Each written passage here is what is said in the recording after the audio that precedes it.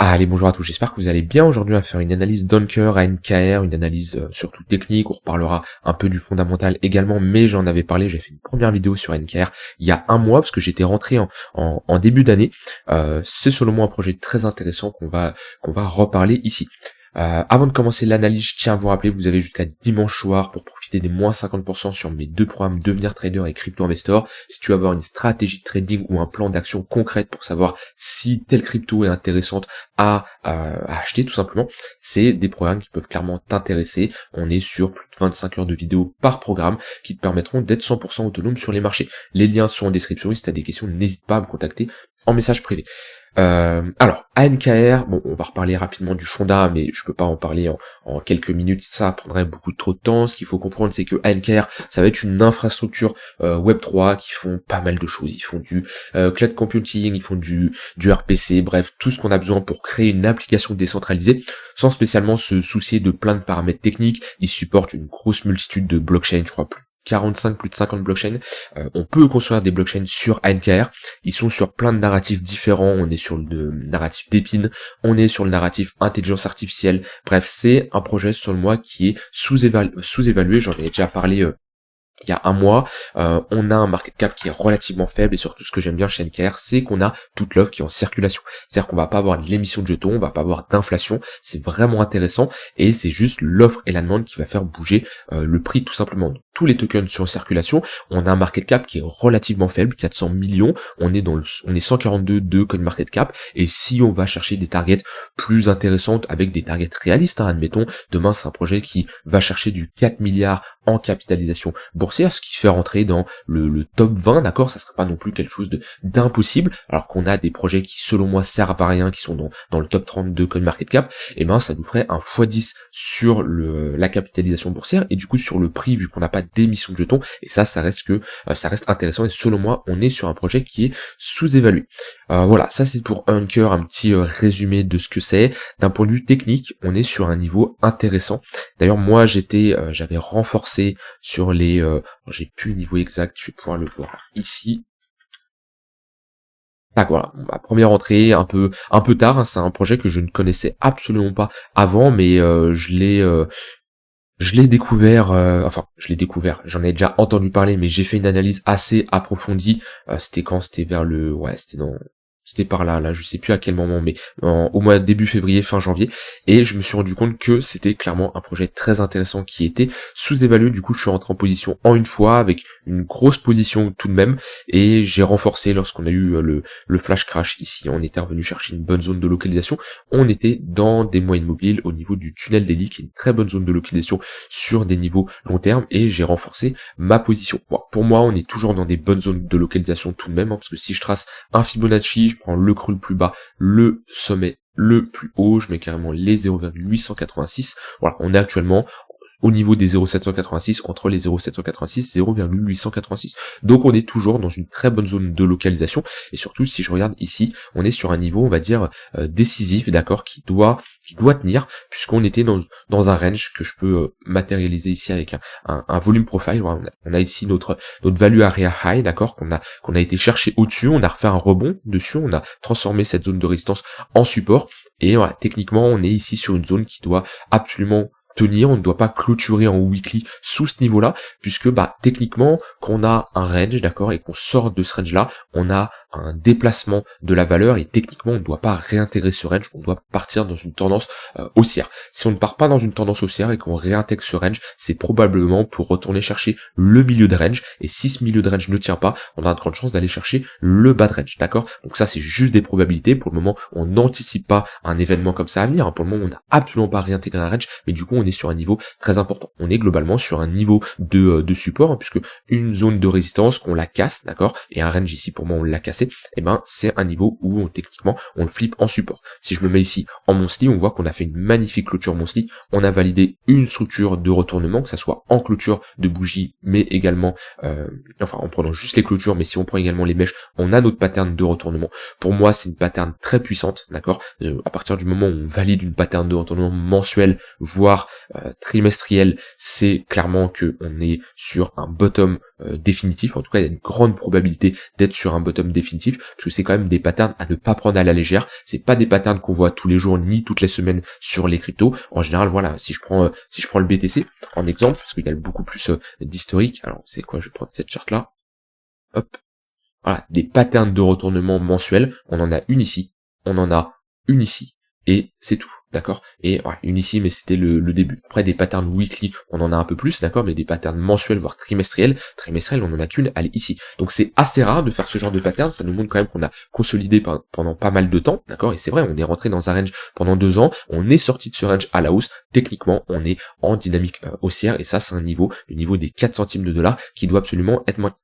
Donc, on reste sur une bonne zone de localisation pour rentrer en position. Dans tous les cas, je vous déconseille, si vous cherchez à rentrer en position, de faire du all-in. Gardez toujours du cash au cas où on va plus bas, parce qu'admettons, on a une réintégration de notre range et on va chercher la borne opposée, d'accord? On peut faire à moins 50%. De toute façon, à partir du moment où vous investissez dans des altcoins, vous devez accepter que votre token puisse prendre un moins 30, moins 50%. Il y a une différence entre trader et investir, d'accord? Si vous faites de l'intraday, du swing et votre token se prend en moins 30%, là il y a un problème, vous devez largement couper votre position bien avant qu'il se tape en moins 30%. Par contre, quand vous investissez dans des altcoins et vous avez une vue long terme, on n'est pas sur des actions qui ont à fort market cap, qui ont une volatilité relativement faible, ou par exemple un Nvidia, un Apple ne vont pas se prendre un moins 50% en une journée, d'accord? Là on est sur des projets qui, d'un côté, peuvent faire une performance hallucinante, d'accord? Mais de l'autre côté, peuvent se retourner et faire un moins 90%. Donc ça, vous devez l'accepter dans votre stratégie d'investissement, d'accord? Vous devez bien sûr avoir un drawdown que vous devez accepter. Après, il y en a, ils n'acceptent pas un drawdown et préfèrent couper leur position. Ça dépend toujours de votre stratégie. Moi, je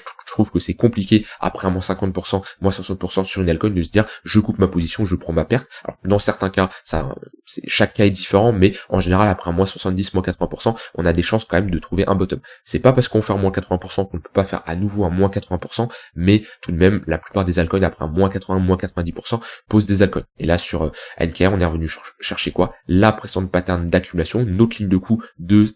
Ici, on a notre structure mensuelle. On a ici une pattern de retournement. On a fait un pullback sur la ligne de coût. Voilà. Donc ça, c'était Anchor sur du long terme. Donc pour moi, on est, comme je dis, dans une bonne zone de localisation. Si on a un retracement, alors on a buté quand même sur un niveau de résistance, ok, qui est assez clé, assez simple à noter. C'est tout simplement notre bad range de ce niveau-là. Ici, on était bloqué entre deux bornes, ok. On était dans un range, voilà, on voit au niveau la value area low, d'accord. On a break ce range à la baisse et on a transformé cette zone de support en résistance. Si on réintègre ce niveau-là, on aura de grandes chances d'aller chercher ici les 0,382 de Fibonacci et après on a une bonne confluence au niveau des 0,118 de Fibonacci. Pour moi, comme je dis, c'est un projet qui a un potentiel assez intéressant et s'il vient nous faire un x10 comme on l'a vu, d'un point de vue market cap, aller chercher du 4-5 milliards de market cap, ça nous donnerait un prix aux alentours des 4 centimes, des 40 centimes, de dollars. Si je mets une extension de Fibo, de mémoire, on a une très bonne confluence sur les 100% d'extension. On voit qu'à partir de maintenant, le x10 nous donne les 100% d'extension de Fibo, nous donne 5 milliards à peu près en capitalisation 4 milliards même de capitalisation boursière. Donc admettons qu'on a une altcoin season, donc on a l'ensemble de la market cap des altcoins qui va augmenter, donc on a peut-être un Matic qui va faire x2 sur son market cap, un Chainlink qui va faire x2, un Polkadot x3, bref, des altcoins qui vont augmenter. Au final, même si on va chercher sur NKR 4 milliards de capitalisation boursière, on sera peut-être même pas dans le top 30, d'accord, parce qu'on aura l'ensemble des altcoins qui auront, eux, performé de leur côté. Donc voilà, affaire à suivre sur du long terme sur NKR, pour moi, tant qu'on se maintient sous les 4 centimes de dollars, ouais, en dessous les 4 centimes de dollars, c'est intéressant de se positionner, selon moi, sur NKR. Après, si on commence à aller chercher du 7, 8 centimes, 10 centimes, 15 centimes de dollars, c'est bien sûr beaucoup trop tard. On se positionne toujours dans des phases de latéralisation lorsque le marché ne fait pas grand chose et on prend des profits sur la montée. Sur du plus court terme, bon, on est quand même sur un niveau assez intéressant vu qu'on voit qu'on est. Alors, elle est pas facile à analyser la charte là, quand même. C'est un peu le bazar. Moi ici, ce que je vois, c'est qu'on a une pattern de retournement. On est revenu chercher la zone d'imbalance, la ligne de coût de cette pattern de retournement. On a refait ici une pattern de retournement. Donc tout ce qu'il y a autour des 5 centimes de dollars, on voit quand même qu'on a des vendeurs qui se manifestent. Ok, on peut voir ça potentiellement comme un range, d'accord, avec une borne basse, une borne haute c'est pas la charte la plus jolie franchement à analyser. Ici on a fait une petite pattern de retournement également en daily, donc on voit que il y a une petite bataille entre les 5 centimes de dollars et les 4 centimes de dollars, et dans un range c'est souvent comme ça, hein, vous avez des extrémités opposées. Qu'est-ce qui fait que ici c'est une zone qui est maintenue? Et ben on a tout simplement des vendeurs qui estiment que le prix est surévalué, donc ils vont tout simplement ouvrir des shorts et les acheteurs vont potentiellement couper leur position d'achat parce qu'ils estiment que c'est surévalué. Qu'est-ce qui fait ici que le prix tient? C'est parce que les acheteurs estiment que c'est un actif qui est sous-évalué, et pareil les vendeurs du coup ils allègent leur position en clôturant, et c'est pour ça qu'on a un niveau de support. Avec l'évolution du marché, avec des news qui peuvent arriver, avec de la liquidation qui va se créer, il y a un moment où les acheteurs ou les vendeurs vont décider que ces prix-là ne sont plus sous-évalués, surévalués, et c'est là où il va pouvoir y avoir un break, d'accord, que ça soit à la hausse ou à la baisse, on va tout simplement déplacer la valeur. Mais actuellement ici on peut considérer qu'on est dans un range, en tout cas le tunnel daily qui a déjà fait office de support, c'est une très bonne zone de localisation, et voilà, ces moyennes mobiles là marchent de la même manière, tunnel 1 heure qui fait office de support, le tunnel 1 heure casse, grande chance d'aller chercher le 4 heures, comme on a eu ici, le 4 heures casse, grande chance d'aller chercher le tunnel daily. Pour le moment sur du court terme, on va voir ce qu'il y a également. Alors on est dans une dynamique baissière là sur du court terme, c'est assez visible, ok, on a eu cette pattern de distribution, on a fait une structure de top de marché, on est revenu chercher la ligne de coup comme on a eu ici, et on a refait à nouveau une pattern de distribution. Les moyennes mobiles sont orientées à la baisse, on voit que le 1 heure accroche le 4 heures à la baisse, le 15 minutes est sous le 1 heure, donc là clairement vaut mieux chercher des shorts, d'accord. Maintenant, chercher des shorts oui, mais pas n'importe comment, puisque là on voit que on arrive dans une dynamique baissière qui commence à être mature. On a une impulsion à la baisse, une seconde, une troisième, on peut en voir même une quatrième. Il y a de grandes chances qu'on ait une divergence baissière là, si je m'arrive à céder. Ouais, on diverge, on le verra peut-être mieux en 4 heures. Ouais, on diverge légèrement. C'est pas marquant, mais voilà, en 2 heures, voilà. En 2 heures, c'est bien visible. On fait ici des creux de plus en plus haut. Donc c'est normal, quand vous avez comme ça une tendance hein, qui est baissière, vaut mieux se positionner assez tôt dans la tendance. Donc ça peut être au moment où on break notre range par le bas, ok, sur les pullbacks au niveau du tunnel 15 minutes qui faisait bien office de résistance, mais là on arrive à un stade où on voit que la tendance s'épuise et surtout on revient sur une zone de support, d'accord, qui était une précédente zone d'accumulation. Donc si vous cherchez des shorts, vaut mieux se positionner assez tôt. Plus on détecte qu'on est sur un retournement de marché, voilà, en fait c'est clairement similaire ici. On voit qu'on a une impulsion à la hausse, un retracement, on peut en voir une seconde ici, une troisième, allez, une quatrième ici, d'accord, et on a également toute une divergence baissière. Et on revient chercher quoi? Une zone de résistance. Donc, il y a des opportunités de longues dans le tunnel 15 minutes, sauf que quand on arrive dans une tendance qui est mature, avec un affaiblissement au niveau des vendeurs sur une zone de résistance, c'est beaucoup plus compliqué de chercher des shorts, des longues, pardon. Et ben là, c'est exactement la même chose. Il y avait des shorts, à chercher. Maintenant, chercher des shorts, c'est plus compliqué. Est-ce que je chercherai des longues? Non, parce que la dynamique reste baissière et elle peut se prolonger. Maintenant, si je vois qu'on a cette divergence haussière qui est bien validée avec, on récupère un bon flux haussier et une pattern de retournement, on break le 15 minutes, on repasse au-dessus, on a une structure en W, on peut chercher à se positionner pour viser un retour, par exemple zone de rechargement de short. Hop, ça peut être une possibilité.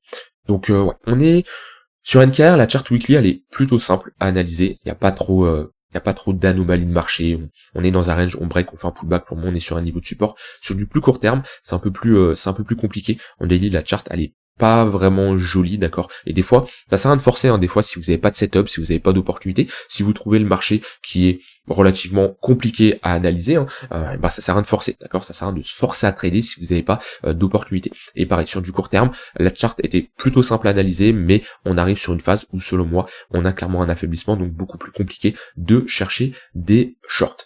J'ai dit ce que j'avais envie de dire sur NKR, c'était une update ensuite à ce DOM du marché, comment le marché a réagi, d'accord, parce que la dernière fois j'ai fait une update, c'était plutôt par là. Donc voilà, NKR qui, je faisais pas d'update avant, parce que comme je dis, c'est une crypto à faible market cap, et je m'y étais pas spécialement intéressé. Maintenant je ferai des updates comme je fais sur du Atom, comme je fais sur du Solana, au moins une fois par mois. Voilà, j'ai terminé. Comme je dis, si vous voulez aller plus loin et profiter des moins 50% sur les deux programmes, c'est le moment de vous y intéresser. Le lien est en description. Je vous souhaite une très bonne fin de journée. On se retrouve demain pour une prochaine vidéo. Bye bye.